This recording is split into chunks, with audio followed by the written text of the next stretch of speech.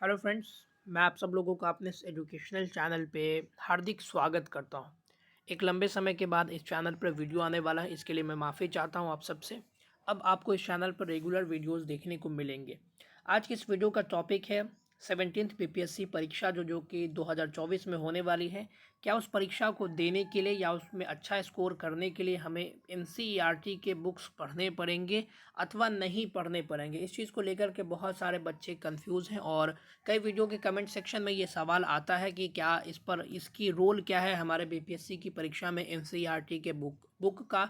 तो इसको लेकर के मैं आप लोगों के लिए एक सेपरेट वीडियो लेकर के आ चुका हूँ। इसमें मैं बताने वाला हूँ कि एनसीईआरटी बुक्स पढ़ने के क्या क्या फ़ायदे होते हैं आमतौर पर और क्या क्या आप कह सकते हैं लिमिटेशंस हैं इस बुक के पढ़ने के, वो भी मैं आपको बताने वाला हूँ। तो वीडियो के अंत तक जरूर बने रहें। तो देखिए फ्रेंड्स, अगर बात करते हैं एनसीईआरटी बुक्स की, तो एनसीईआरटी बुक्स जो होता है आपको किसी भी चीज़ को समझने के लिए एक कॉन्सेप्ट बिल्ड करता है आपके दिमाग में। बीपीएससी के अगर प्रश्नों की बात करते हैं तो पिछले 2 साल के प्रश्न की अगर हम लोग बात करते हैं, जो कि अभी अभी हुआ है हाल फिलहाल, 68 बीपीएससी की परीक्षा और 69th बीपीएससी की परीक्षा, इन दोनों परीक्षाओं में बीपीएससी ने अपने लेवल को बहुत ही ज़्यादा अप किया है और कई प्रकार के चेंजेस भी देखने को मिले हैं, चाहे वो 68 बीपीएससी की परीक्षा हो या 69th बीपीएससी की प्री परीक्षा हो।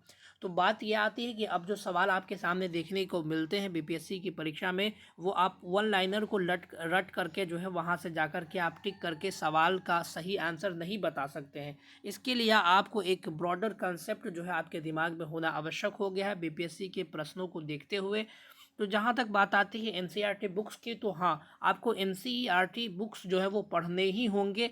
बट इसमें एक चीज़ आपको और ये ध्यान रखना है कि आपको सभी प्रकार के एनसीईआरटी बुक्स नहीं पढ़ने हैं। कौन कौन से बुक्स पढ़ने हैं वो मैं आप लोगों को वीडियो में आगे बताने वाला हूँ, तो वीडियो में बने रहें।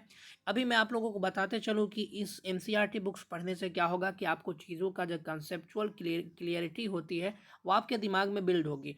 क्योंकि बीपीएससी जो है वो कई प्रकार के प्रश्न ऐसे लाने लगा है पिछले 2 वर्षों से, जहाँ पर कुछ टोटल जो है कंसेप्ट से ही सवाल बनाया जा सकता है। चीज़ों को रट करके आप वहाँ से आंसर नहीं बता सकते हैं। तो बात यह आती है एनसीईआरटी बुक्स की, तो निश्चित तौर पर आपको पढ़ना पड़ेगा। कौन कौन से बुक पढ़ना पड़ेगा वो मैं आप लोगों को बता देता हूँ। 17th बीपीएससी परीक्षा के लिए सबसे पहले आप देख लीजिए हिस्ट्री की अगर बात करते हैं, तो चूंकि हिस्ट्री जो होता है वो 6, 7 और 8 का जो हिस्ट्री है, 6, 7 और 8 का जो हिस्ट्री है वो काफ़ी ज़्यादा आसान है। आसान इन द सेंस 6 में जो है आपको एंशियंट इंडिया मिल जाएगा, 7th में आपको मेडिवल मिल जाएगा और 8 में जो है आपको मॉडर्न इंडिया मिल जाएगा। तो आप कह सकते हैं कि अगर आप 6, 7 और 8 को पढ़ लेते हैं तो आपको ओवरऑल एक नॉलेज हो जाएगा कि हमको हिस्ट्री में ओवरऑल पढ़ना क्या है। इससे आप लोगों को कुछ खास फायदा देखने को नहीं मिलेगा परीक्षा में, बट हाँ इतना ज़रूर है कि ओवरऑल आप इससे एक अंदाज़ा लगा सकते हैं कि हमको किस किस प्रकार के चीज़ों को आगे ले जा कर के पढ़ना है और कहाँ कहाँ से जो है वो टॉपिक्स हम जो है देख सकते हैं। तो यहाँ से आपके लिए वो टॉपिक्स का जो है एक आप कह सकते हैं क्लैरिफिकेशन आपके दिमाग में आ जाएगा। चीज़ें आपके लिए कंसेप्चुअल जो है आप रिलेट करके समझने लगेंगे। उसके बाद आप जैसे ही 7, 8 और 9th में जाएगा तो फिर वही पैटर्न आपको देखने को मिलेगा। 7 में आपको आप कह सकते हैं कि 7 में आपको एंशियंट और मेडिवल का मिक्सचर होगा। 8 में आपको जो है वो मॉडर्न हिस्ट्री देखने को मिलेगा।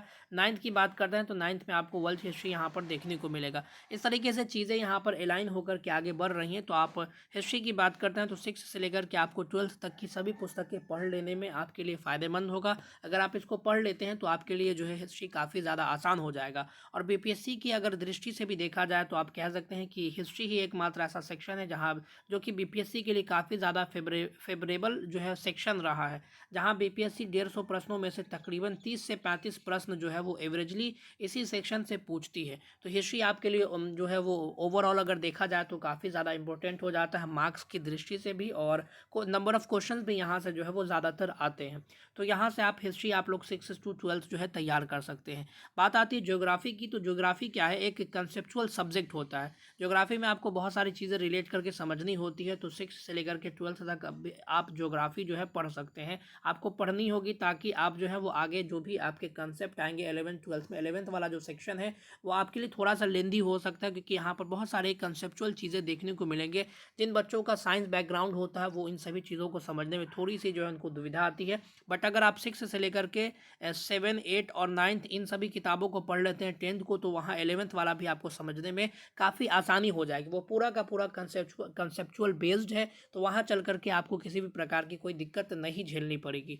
तो आप लोग ज्योग्राफी को भी 6 से लेकर के 12th तक फॉलो कर लें। और बात करते हैं नंबर ऑफ क्वेश्चंस की ज्योग्राफी से, तो यहाँ से भी तकरीबन 25 से 30 क्वेश्चंस आपको देखने को मिलते हैं। ऑन एन एवरेज की अगर हम लोग बात करते हैं तो 20 से ज़्यादा प्रश्न ही ज्योग्राफी वाले सेक्शन से देखने को मिलता है। बात आती है साइंस एंड टेक की, तो ये भी जो है जो ह्यूमैनिटीज सब्जेक्ट के होते हैं या जो आर्ट्स बैकग्राउंड के स्टूडेंट होते हैं उनके लिए साइंस जो है एक पीड़ा का विषय बन जाता है। तो इसमें घबराने वाली कोई बात नहीं है, साइंस का लेवल बहुत ज़्यादा अप नहीं होता है। साइंस जो है आप लोग अगर 9th और 10th लेवल स्टडी कर लेते हैं तो वो आपके लिए इनफ हो जाएगा बीपीएससी की परीक्षा के लिए। बात आती है कि साइंस में 3 सेक्शंस होते हैं, एक होता है केमिस्ट्री, दूसरा होता है फिजिक्स और तीसरा होता है बायोलॉजी। तो आपके लिए अगर बता दें सबसे महत्वपूर्ण जो सेक्शन होता है तो बायोलॉजी वाला सेक्शन जो है आपके लिए सबसे ज़्यादा महत्वपूर्ण है। उसके बाद फिजिक्स वाला सेक्शन, उसके बाद केमिस्ट्री वाला सेक्शन। सबसे ज़्यादा प्रश्न जो है आपके बायोलॉजी वाले सेक्शन से ही देखने को मिलते हैं, जो कि आप कह सकते हैं कि इसमें भी कई सारे टॉपिक से किस किस टॉपिक से सवाल आते हैं वो ऑलरेडी मैं जो है इस पर वीडियो बना करके डाल चुका हूँ कि फिजिक्स का जो है इंपॉर्टेंट टॉपिक क्या है, केमिस्ट्री का क्या है, बायोलॉजी का क्या है। इसी तरीके से हिस्ट्री, ज्योग्राफी, पॉलिटी सभी जो है वो सब्जेक्ट्स के मैंने जो है इंपॉर्टेंट टॉपिक्स पर जो है ऑलरेडी वीडियो बना रखा है, तो आप चैनल के आई बटन से जाकर के उसको देख सकते हैं। तो आप लोग 9th और 10th का जो है एनसीईआरटी जो साइंस का बुक है उसको आप लोग फॉलो कर लें, वही आपके लिए इनफ हो जाएगा। इकोनॉमिक्स की बात करते हैं तो इकोनॉमिक्स जो है वो आपके क्लास 9th से ही आरंभ होता है। तो आप देख लीजिए इकोनॉमिक्स का जो कंसेप्ट जो होता है वो काफ़ी करंट अफेयर्स से लिंक करके सवाल आपको वहाँ पूछा जाता है, तो इस पर आपको ज़्यादा एफर्ट डालने की कोई ज़रूरत नहीं है। आप 9th और 10th का इकोनॉमिक्स कर ले, बाकी आप करंट अफेयर्स पर फोकस्ड हो जाएं और करंट बेस्ड स्टडी करें। जो जो चीज़ें इकोनॉमिक्स में इकोनॉमी संबंधी आपको करंट अफेयर्स से मिलती जाएंगे उसको आप लोग तैयार करते जाएं, चाहे वो 9th से संबंधित हो या 11 12 से संबंधित हो। बट आपको कंप्लीटली अगर बात करते हैं फॉलो करने की तो 9th और 10th के बुक को आप लोग अच्छे से फॉलो कर लें, ताकि बेसिक जो कंसेप्ट है इकोनॉमिक्स का वो आपके जहन में जो है आ जाए और उसको आप आसानी से रिलेट करके समझ सके। अब बात आती है पॉलिटी की, तो पॉलिटी भी आपके लिए जो है वो मोस्ट इंपॉर्टेंट सेक्शन हो जाता है, इस वजह से क्योंकि यहाँ पर जो है ये थोड़ा सा लेंथी होता है, इसमें आर्टिकल्स वगैरह से भी सवाल पूछे जाते हैं और कंसेप्चुअल सवाल भी यहाँ पर रहता है।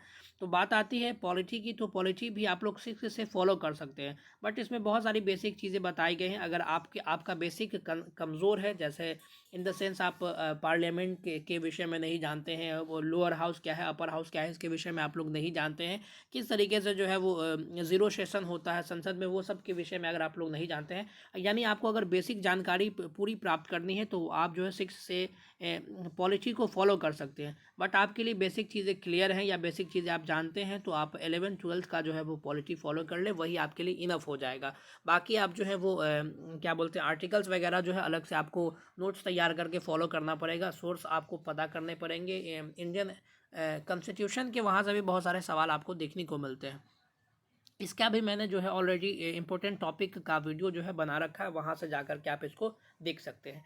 मैथ्स की बात करते हैं तो मैथ्स से मात्र मैथ्स रीजनिंग मिक्स करके मात्र आपके सामने 10 क्वेश्चन देखने को मिलते हैं, तो इसके लिए आपको ओवरऑल पूरी बुक पढ़ने की आवश्यकता नहीं है। इसके भी बहुत इंपॉर्टेंट टॉपिक्स मैंने ऑलरेडी बना रखे हैं, या नहीं बनाया है तो उसको आपको कुछ दिनों के बाद आपको इसी चैनल पर मिल जाएंगे, 1 से 2 दिनों के भीतर।